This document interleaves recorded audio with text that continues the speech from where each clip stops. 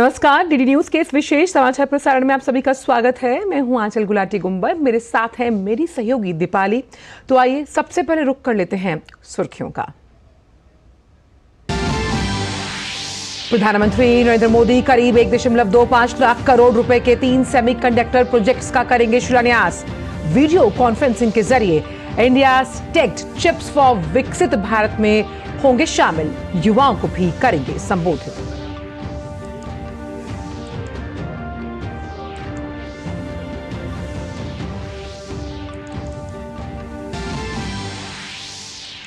लोकसभा चुनाव की घोषणा से पहले केंद्रीय मंत्रिमंडल की महत्वपूर्ण बैठक आज, लिए जा सकते हैं कुछ बड़े अहम फैसले।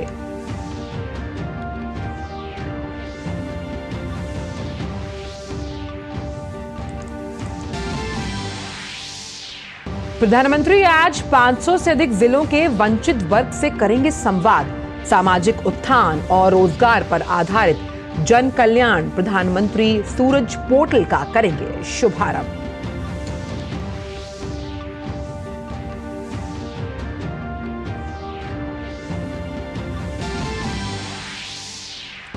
राष्ट्रपति द्रौपदी मुर्मू की मॉरिशस के प्रधानमंत्री के साथ आज प्रतिनिधि मंडल स्तर की वार्ता। कई अहम समझौतों पर होंगे हस्ताक्षर।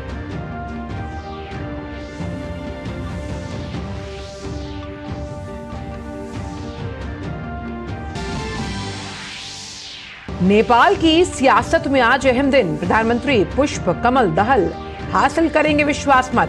275 सदस्यीय प्रतिनिधि सभा में कम से कम 138 वोट की होगी जरूरत।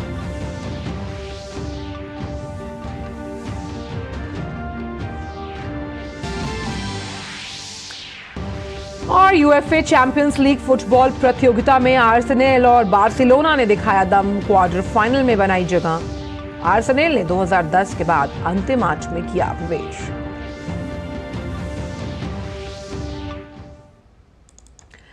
और आइए अब जान लेते हैं इन सभी खबरों को विस्तार के साथ। तो प्रधानमंत्री नरेंद्र मोदी आज वीडियो कॉन्फ्रेंसिंग के माध्यम से इंडिया टेक चिप्स फॉर विकसित भारत में भाग लेंगे। प्रधानमंत्री लगभग 1.25 लाख करोड़ रुपए की 3 सेमीकंडक्टर परियोजनाओं की आधारशिला रखने वाले हैं, जिसके लिए वो वर्चुअल कॉन्फ्रेंसिंग के माध्यम से जुड़ेंगे। और इस अवसर पर प्रधानमंत्री देश भर के युवाओं को भी संबोधित करेंगे, युवाओं के साथ संवाद स्थापित करेंगे प्रधानमंत्री। साथ ही प्रधानमंत्री का दृष्टिकोण भारत को सेमीकंडक्टर डिजाइन, विनिर्माण और प्रौद्योगिकी विकास के लिए एक वैश्विक केंद्र के रूप में स्थापित करना है, जिससे देश के युवाओं के लिए रोजगार के नए अवसरों को बढ़ावा मिले। प्रधानमंत्री की इस पहल से गुजरात के धुलेरा विशेष निवेश क्षेत्र में सेमीकंडक्टर निर्माण सुविधा की आधारशिला रखी जा रही है।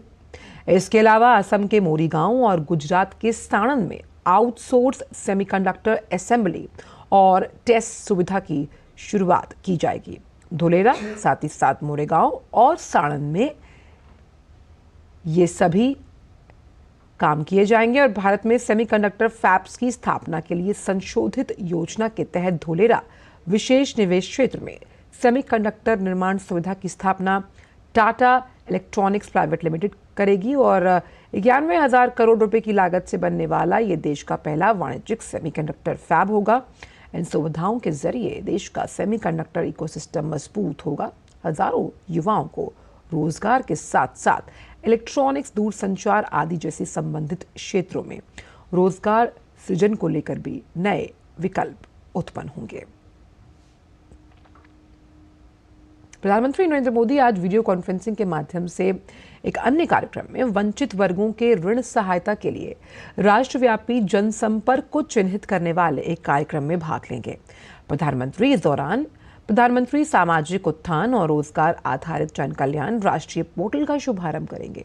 देश के वंचित लोगों के 1 लाख उद्यमियों के लिए ऋण सहायता स्वीकृत करने के साथ साथ इसके अतिरिक्त प्रधानमंत्री अनुसूचित जाति, पिछड़ा वर्ग और स्वच्छता कार्यकर्ताओं सहित वंचित समूहों के विभिन्न सरकारी योजनाओं के लाभार्थियों के साथ बातचीत करेंगे। इस अवसर पर प्रधानमंत्री एक जनसभा को भी संबोधित करेंगे। प्रधानमंत्री कार्यक्रम के दौरान मशीनी स्वच्छता व्यवस्था के लिए राष्ट्रीय कार्रवाई नमस्ते योजना के अंतर्गत सफाई मित्रों, सीवर और सेप्टिक टैंक श्रमिकों को आयुष्मान स्वास्थ्य कार्ड और पीपीई किट भी वितरित करेंगे। कार्यक्रम में विभिन्न सरकारी योजनाओं के वंचित समूहों के लगभग 3 लाख लाभार्थी भाग लेंगे, जो देश भर के 500 से अधिक जिलों से कार्यक्रम में सम्मिलित होने के लिए आएंगे।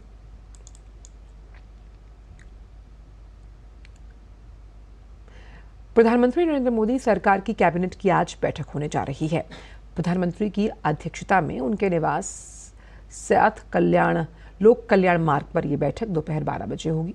ऐसा ये माना जा रहा है कि अब किसी भी दिन निर्वाचन आयोग लोकसभा चुनाव की घोषणा करेगा, लिहाजा कैबिनेट की ये बैठक आज मौजूदा सरकार की संभवतः आखिरी बैठक मानी जा रही है। बैठक में कुछ बड़े फैसले लिए जा सकते हैं। दरअसल चुनाव आयोग पिछले कुछ महीनों से तैयारियों की समीक्षा के लिए सभी राज्यों के मुख्य निर्वाचन अधिकारियों के साथ नियमित बैठकें कर रहा है।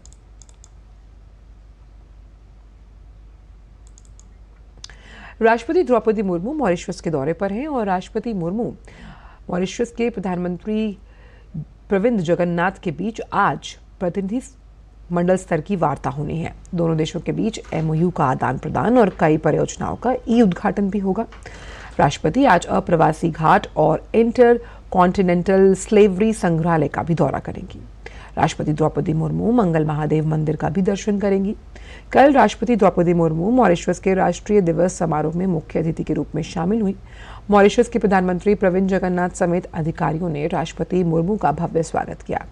मॉरिशस राष्ट्रीय दिवस समारोह में भारतीय सेना के परेड ने सभी का दिल जीत लिया। इस मौके पर आयोजित विभिन्न सांस्कृतिक कार्यक्रमों में मॉरिशस की समृद्ध सांस्कृतिक विविधता देखने को मिली। राष्ट्रपति मुर्मू ने प्रधानमंत्री प्रविंद जगन्नाथ को उपहार स्वरूप रुपए कार्ड भेंट किया। राष्ट्रपति ने मॉरिशस विश्वविद्यालय से डॉक्टर ऑफ सिविल लॉ की मानद उपाधि देने के लिए मॉरिशस का आभार व्यक्त किया। उन्होंने कहा कि यह अवसर युवा महिलाओं को अपनी आकांक्षाओं को पूरा करने के लिए प्रेरित करेगा। प्रधानमंत्री नरेंद्र मोदी ने ब्रिटेन के प्रधानमंत्री ऋषि सुनक से फोन पर बात की। दोनों नेताओं ने व्यापक रणनीतिक साझेदारी को और मजबूत बनाने और मुक्त व्यापार समझौते में चल रही चर्चा में प्रगति का स्वागत किया। बातचीत के दौरान प्रधानमंत्री ने आपसी हितों से जुड़े क्षेत्रीय और वैश्विक मुद्दों पर चर्चा की।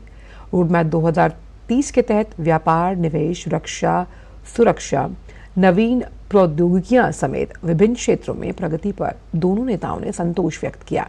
प्रधानमंत्री और ऋषि सुनक ने आने वाले होली त्योहार के लिए एक दूसरे को शुभकामना भी दी। न्यूजीलैंड के विदेश मंत्री विंस्टन पीटर्स इस समय भारत के दौरे पर हैं। आज उनकी मुलाकात उपराष्ट्रपति जगदीप धनखड़ से होगी। इससे पहले कल भारत आगमन पर विदेश मंत्री डॉक्टर एस जयशंकर ने उनका स्वागत किया। और अब बात नेपाल की, जहां के प्रधानमंत्री पुष्प कमल दहल प्रचंड 15 महीने में तीसरी बार आज विश्वास मत हासिल करेंगे। दिसंबर 2022 में पद संभालने के बाद से पुष्प कमल दहल प्रचंड तीसरी बार विश्वास मत हासिल करेंगे। अभी हाल ही में प्रचंड ने नेपाली कांग्रेस से नाता तोड़ पूर्व प्रधानमंत्री केपी शर्मा ओली की अगुवाई वाली सीपीएन यूएमएल के साथ गठबंधन किया। नेपाल के संवैधानिक प्रावधानों के तहत पुराने सहयोगी के समर्थन वापस लेने के बाद प्रधानमंत्री को विश्वास मत हासिल करना होता है। विश्वास मत हासिल करने के लिए नई सरकार को 275 सदस्यीय प्रतिनिधि सभा में कम से कम 138 मतों की जरूरत है। और अब बात खेल जगत की। आर्सेनल की टीम साल 2010 के बाद पहली बार यूएफए चैंपियंस लीग के क्वार्टर फाइनल में पहुंची। टीम ने कामयाबी पोर्तो को पेनल्टी शूटआउट में हराकर हासिल की।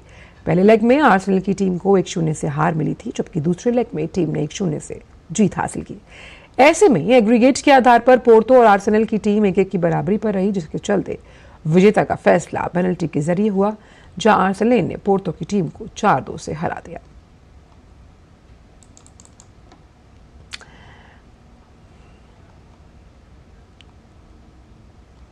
वहीं बार्सिलोना चैंपियंस लीग फुटबॉल प्रतियोगिता के क्वार्टर फाइनल में पहुंची। टीम ने उपलब्धि अंतिम 16 के दूसरे लेग में नपोली को 3-1 से हराकर हासिल की। गौरतलब है कि बार्सिलोना ने पहले लेग का मुकाबला 2-1 से अपने नाम किया।